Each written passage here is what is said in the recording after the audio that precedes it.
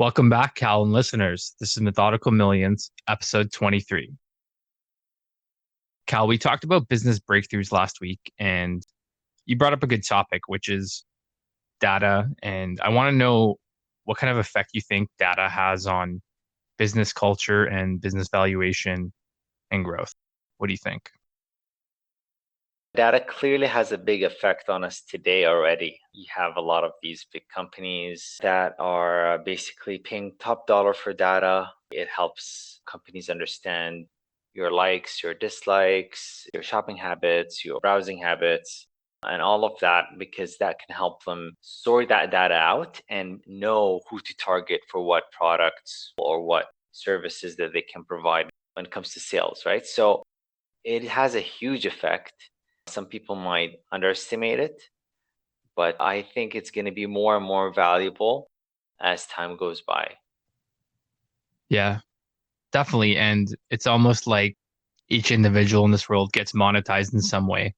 So if you use Google or Facebook, I guess they're the best two examples of monetized data in terms of individual profiles. And they have such accuracy that I think people have abandoned advertising in traditional spaces. So, especially if you're like a SaaS company, software as a service, or something techie app related, you're not going to bother with billboards. You're not going to bother with trying to target people who don't care. You'll want to know exactly who you're talking to and serve them relevant ads, as it's called. So it's an interesting topic. I guess data is basically just the storage of information. I'm trying to think of a way to distill the definition to something simple.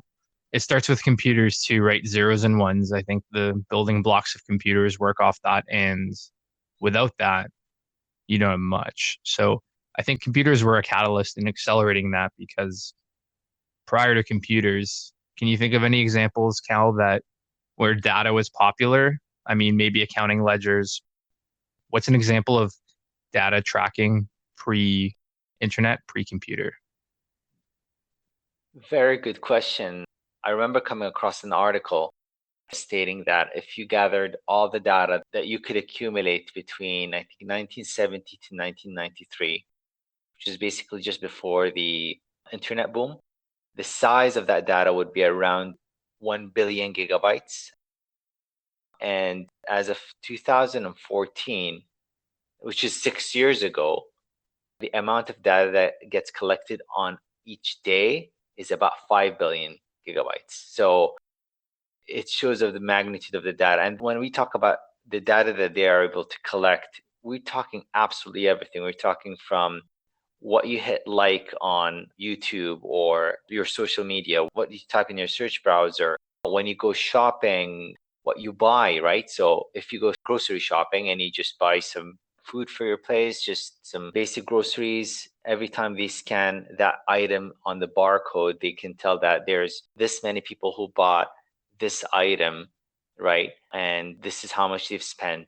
So they can gather that. And maybe some people think, can it be too abundant? Because how is that any good for anyone? But it is. The trick with it, I think, is being able to sort that data, right? So if you're looking for something, if you're thinking, okay, what does that data give me? You might think it's such a huge pool of information that it just might be not really useful. But if you're trying to sort it out based on what you're actually looking for, something specific based on the data you've collected, then it might actually turn into something and mean something. For instance, what is any use for them to know what you've scanned when you go shopping? Beneficial for sales, but it could be beneficial also for information with regards to the World Health Organization. They know what people can eat and what people do eat, and the percentage of people that have diabetes, and based on what people all across the world are buying and not buying in terms of their food. So they can perhaps in some way sort that information out. And there's quite a lot I'd love to talk about. It's very interesting, I find. But the more you gather, the more you'll be able to understand what it can turn into. They can use it even for medical purposes, right? So they can see the effect of drugs. Let's say if you're a doctor and you have patients and you see a certain symptom or certain disease that come up, and some people react to the medicine in one way and some the other way. So if you're able to gather that data, it can be useful for the entire medical field. So doctors across the globe can see the effects of maybe why people are reacting to this medicine in one way while the others don't, maybe because it's age related, maybe because it's gender related, maybe because it's pre-medical conditions, maybe people who are having more stress or they have heart conditions related to certain medications in some way. They could be able to actually diagnose the correct or prescribe the right medication for you based on that data. It's a world of information that can be very, very useful, not just in terms of business, but in terms of advancement, I think, of how we live. Yeah, the use of data in science is undeniable. We talked about the individualized health plans and how we can use it for small businesses, but let's shift to the idea of big data and really large data sets. So in the 80s, the biggest supercomputer was, let's say, the size of a room, and now it can fit in your pocket. So we've miniaturized computers to the point where we can store a lot more information in the same amount of space. And the advantage of that is that you can actually have a lot more storage centers. I think Google put them up all over the world, at least in the US, to store petabytes of data. The advantage for science is that you can use big data sets to know if there's a correlation towards something. So there's actually a cool company I've heard of doing something like that. So here's the example. Doctors might write 20 prescriptions a day, let's say maybe even 100, just a normal family physician. And what happens if they're having an off day or they misdiagnose, which everyone's human, even the best of us? One, who's there to oversee an incorrect diagnosis? But number two, what if the dosage is wrong or the medicine is wrong? And I think the purpose of that company was to literally save lives. So it would measure a prescription given by a doctor against a data set of every prescription ever issued. And what happens is, let's say the quantity is off by 10x or 100x, and then it would raise a flag and say, are you sure this is correct? And that's the advantage of compute power and data in this case, where it's a double check system. So the human touch is still there of making the call and overseeing, but the computer itself will say, hey, are you sure this is correct? Almost like a spell check in an email. So science is interesting. I'm not the expert on it, so I won't be able to delve too much into it, but it's all about making smarter decisions. So another example of big data I want to talk about. So as we get into self-driving cars, data has become the main focus. And the last time I checked, you've got Waymo, which is owned by Google, and Waymo is testing self-driving in a simulation. They are using a bunch of computers, and I think they actually use video game sims, almost like Grand Theft Auto or something, to go through their use cases. And you can actually speed up and slow down time to process things faster. And cars are trained to recognize objects. And the ground up approach is to label things. So if you ever Google self-driving car images, what computers see, you'll see these target boxes. And what happens with these boxes is computers are recognizing them and people are manually labeling these boxes to say car, traffic light, light post, person, things like that. And this is very laborious, but I always find the best way to solve a problem is to just try. And even though it's not the best way of doing it, or the best way might not be obvious right away, it's a step in the right direction. So that's been the case for a while. And other ways to self drive. So some companies like Cruise Automation, GM bought them, I think, for $1 billion. They started making self driving kits for Audi or something. And what happened was, I think they used high level mapping. So there's a mix of computer vision, cameras, and mapping. Imagine you are driving along a road and your car needs to know, am I going in the right direction or is this road really a road? Normal maps will give a general sense of direction, but For self-driving, people are going to high precision mapping. So within probably plus or minus 6 centimeters, I think was the stats. So really accurate pinpoint of where your car is in order to make decisions. And one could argue that how do you keep up with road changes? That's true. So it might also not be the best way of solving it. I actually downloaded an app. I think it was called Paver, and this was actually a open source mapping project where you can put your smartphone on the windshield. I've got that windshield holder for mine and map the world. So another way to collect data is to open source it, and instead of you just trying to do it on your own, let everyone do it. For Tesla, what they're doing is using 8 cameras around the car, and they've designed their own computer chip to process exactly what they're trying to do. So I think it's like 1,000 times faster than their previous one, which was contracted with NVIDIA. A lot of mainstream brands will use Mobileye, who have been doing this for about 20 years, and they got bought by Intel, and everyone's attacking this problem. So the next frontier for monopolizing a space is likely self-driving. Smartphones have come and gone. They're quite stable in terms of it being a mature marketplace, and mobile processing. I mean, how much better is a smartphone year over year? Not really too innovative, but self-driving cars is the next frontier. And whoever cracks that could probably unlock some huge amount of money in terms of income and revenue just based on being able to apply that technology to their fleets. And imagine a company like Walmart or UPS wants to reduce their costs. Paying drivers is probably a huge expense. How many trucks all over the country or North America? And you'll get huge cost savings. Uber is all into that. They've been in the news before. They've got those cars. I think it ran a red light actually. So this technology is not perfect, but we're waiting to see where that goes. And Cal, if you had to take a bet on self-driving, how soon do you think we'll get it? What's your opinion? I think we'd be done with the first phase, as in fully autonomous driving, would probably be 2023, maybe 2024. Maybe sooner. I know we're actually quite far into it, especially Tesla, but I still think it won't be perfect, but it's a work in progress. What about you? Yeah.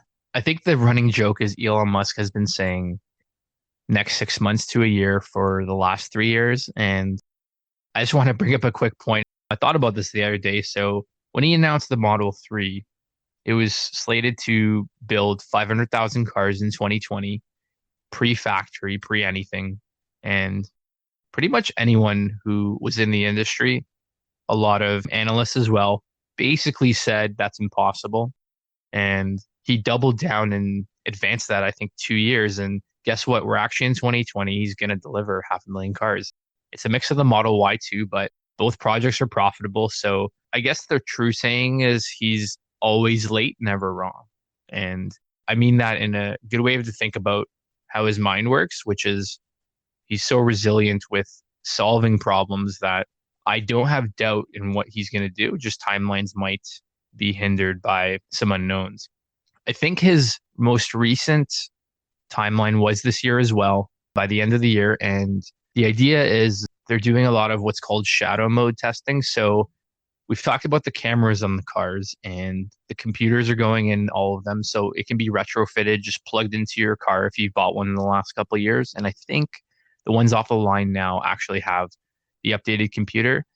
But what happens is these cars teach each other, and there's this huge neural network of compute power where one car will drive down a street, recognize what it's seeing, and upload it to the cloud and teach every other car. So they all teach each other. I think they gather 1 million miles a day now based on how many cars are on the road. They're probably the leading company in terms of recorded true miles driven, and that fleet's only growing. So these computers are able to read traffic cones, construction cones, garbage cans, people, motorcycles, stoplights, and there's a lot of recognition going on right now. It's not fully active, but I think that company's goal is just to flip a switch and say, okay, it's ready. And you'll get that as a software update. So the idea there is when will that be released? If you ask Elon, he's testing it and he says it works almost fully autonomous. They just want to test through it. So I think he's saying by the end of the year, I'm going to go with 2 years. So give him an extra year. But I don't know anyone who will release it that fast, mostly because a lot of people are trying to half solve the problem to shortcut the steps. And we didn't talk too much, but LiDAR is a very popular way to try and solve it. I think Waymo was using these LiDAR switch, which is like a laser detection system. And the problem with laser is that it's very reflective. So as soon as you add any fog or rain or snow, it will start to reflect and bounce, and you lose the spatial awareness in bad weather. So even with cars I work with, radar can see through bad weather, whereas it's tougher with vision. It's tougher with LiDAR. So radar is a huge factor. I know both Hyundai and Tesla actually will read 2 cars ahead. When I heard that, I thought that was really cool. So it'll bounce under the car in front of you to sense braking before the car in front of you even knows it needs to brake. So the potential of self-driving to be smarter than people is the bull case here. The idea is the statistics will show less deaths per year. I think we're at 30,000 a year in US right now. And if that drops by 10x, who would not want self-driving? Why not? It's all a bonus in my book. So if we can get our time back and not have to drive, my commute's about half an hour. Some do, I think, an hour, hour and a half. That would be life changing, almost like taking your own personalized bus and you can do other things. So, what do you think about artificial intelligence, Cal? Let's talk about that. A lot of people are using, I guess there's a lot of buzzwords we can unpack here. So, there's machine learning and artificial intelligence. Are you a fan of where it's going? What are your thoughts? I got mixed feelings about it. Overall, yes, I'm quite optimistic. I'm quite excited of the perspective of AI. Just want to touch on a couple of things you said on the self-driving, just to give our listeners an idea of how much that affects us. First of all, it's very fascinating. Thanks for that, John. It was very eye-opening. And they are quite ahead of all the other manufacturers where others are doing it like a peer-to-peer driving. But I just wanted to add that for those who don't realize how important that is, it's not just the fact that I'm just going to be sitting in the car and maybe doing some work while the car drives.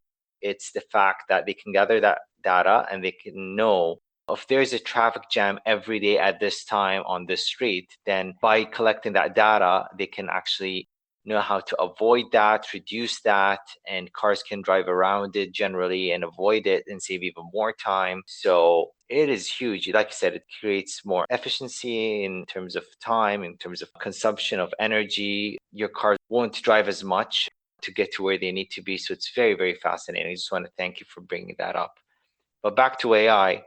AI is huge. And the reason I have mixed feelings about it is the fear that AI can eventually take over and we have like a Terminator kind of scenario where robots take over the world. And in theory, that's not impossible, plausible, if anything. But I came across a status that did a competition or kind of a study where they put a fighter pilot against AI to do a dogfight in a simulated environment, and the AI computer beat the very well skilled fighter pilot 5-0.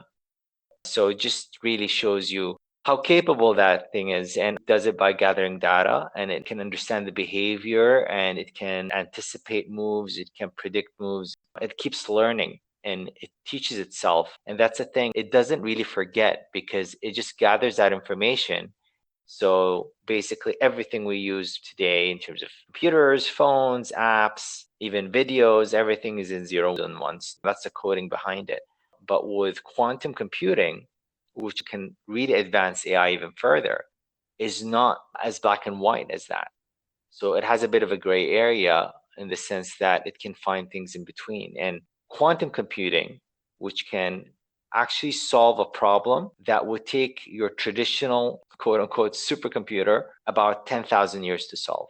And it would solve it in a matter of, I think it was 1 minute and a few seconds. And it's still under testing.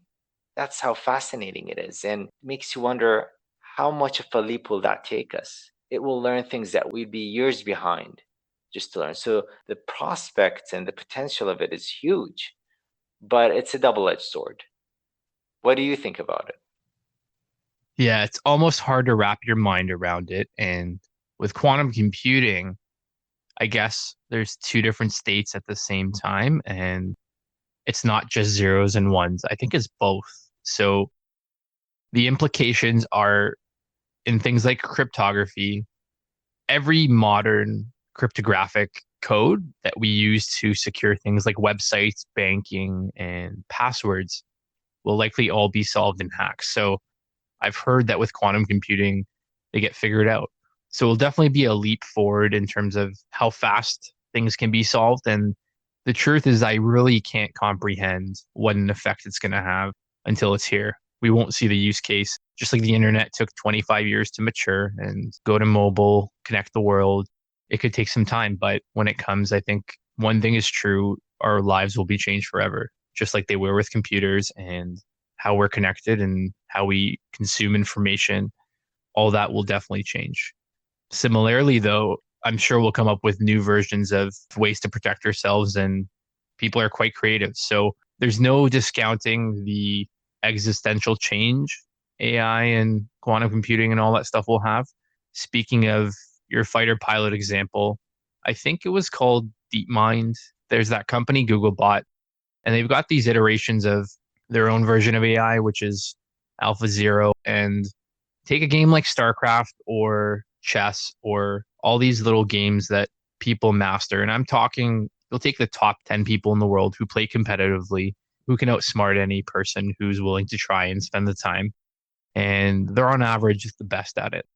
The thing with AI is you don't actually give it instruction. You just give it inputs, which is, let's say, on a keyboard, left, right, up, and down. And somehow it'll look at the screen and learn on its own. It'll watch and learn and figure out the rules. And it's almost very sci-fi to think about, but eventually AI tends to outperform people. And I think in one case, the AI actually played eight of the top 10 people at once and still beat them all. So it takes time, but the best way to think of it is humans are like people running on the side of a road.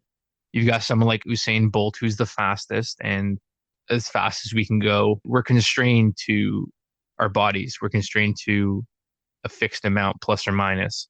But what happens if that's a car or a plane or a spaceship or something that's way faster, can move in any direction, stop in any direction, and think faster, move faster, and think of all the possibilities. So the thing in sci-fi movies where you got that crazy computer who can see everything and those kind of crazy cases, it's almost true where they can outsmart us in a lot of ways. And there's that theory of Pandora's box that once it's around, it won't go away. So who knows what kind of form it's going to come in, but Elon Musk actually has been vocal about this in the past, and he started a company called Neuralink and OpenAI.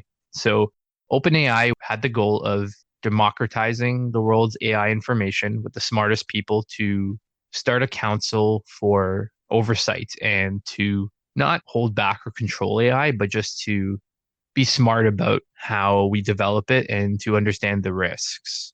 Because the fundamental belief there is that once it's around, it won't go away. And almost like setting a nuclear bomb metaphorically, we might be heading down a wrong path. And Neuralink is his company. Amazing how many companies he's got. But the goal of Neuralink is to embed AI into people. And before you go all conspiracy on us, let's unpack this for a bit. So our brains are limited, our hands and how we interact with the world are limited. His idea was to embed a chip into people's brains, I guess. It almost sounds very sci-fi, but the goal is to speed up how the brain processes information. And the sole purpose of that is to not be controlled or lose your individuality. It's to give us an even playing field in the event that AI does get smarter. So his theory is that either AI is smarter than every person, or there could be some nefarious person in the world who gets control of it and becomes the new superpower and enslave the rest of humanity. So it's kind of a really out there concept. But with Neuralink, what if you could augment your reality with an attachment to make you smarter, access the world's information? So what's the analogy today? So take yourself with your smartphone and you've got your Googles, your Alexas, your Siri, you've got your ability to look up things. I mean, I can list so many things. I've done home renovation projects.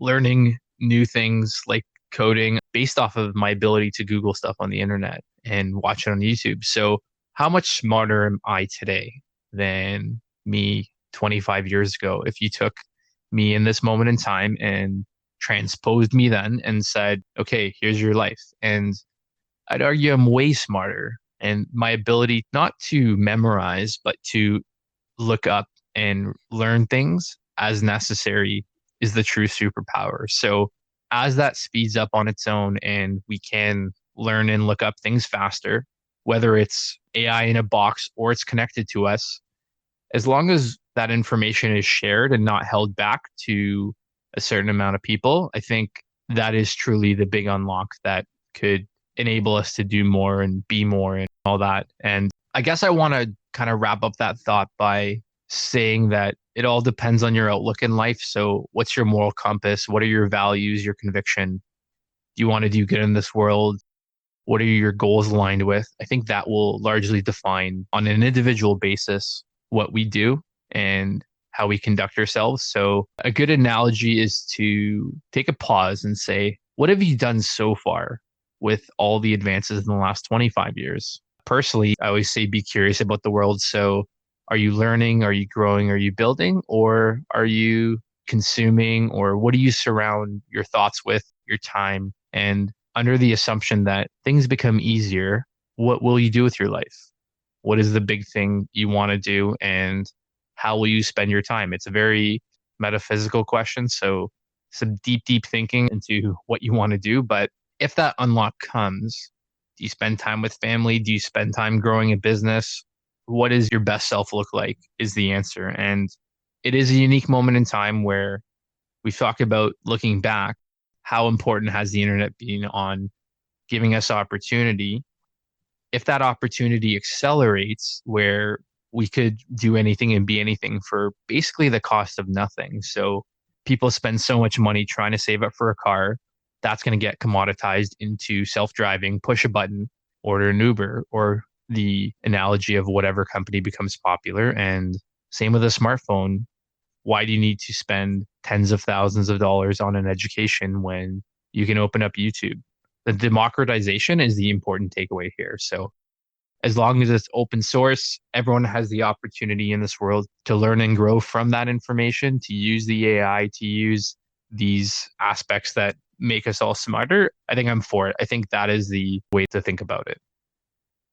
Yeah, it's such a dense topic. It's a great topic. I'm loving this, but it really opens up the better in us. It shows you can improve on a personal level, on a business level by having all that data or access to that data that can really push us as a species, hopefully to the better in the future. And because it's so powerful that hopefully it can be put to good use for future generations. Exactly. I'm taking the optimistic view on it. I think it's going to bring a lot of excitement to the world and open up the possibilities for us. So, with that said, we'll wrap up today's episode. Thanks everyone for tuning in. That was Methodical Millions, episode 23. If you'd like to follow future episodes, you can find us at methodicalmillions.com or info@methodicalmillions.com for episode feedback. Thanks, everyone.